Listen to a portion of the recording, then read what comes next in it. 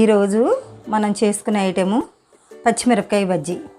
శనగపిండి, దానికి కావాల్సిన ఐటమ్స్ శనగపిండి, ఇగో పచ్చిమిరపకాయలు.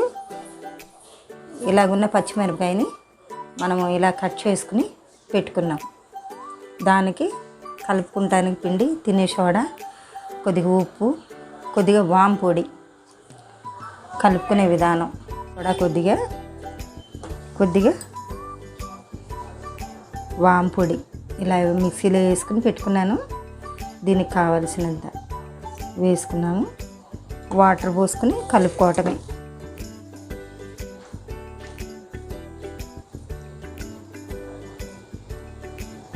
ఇలా బాగా గడ్డలు లేకుండా బాగా చిక్కగా గట్టిగా కలుపుకోవాలి.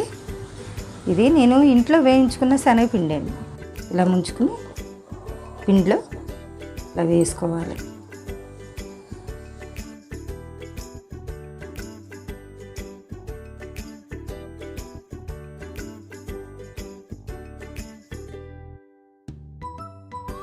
పచ్చిమిరపకాయ బజ్జీ రెడీ అండి.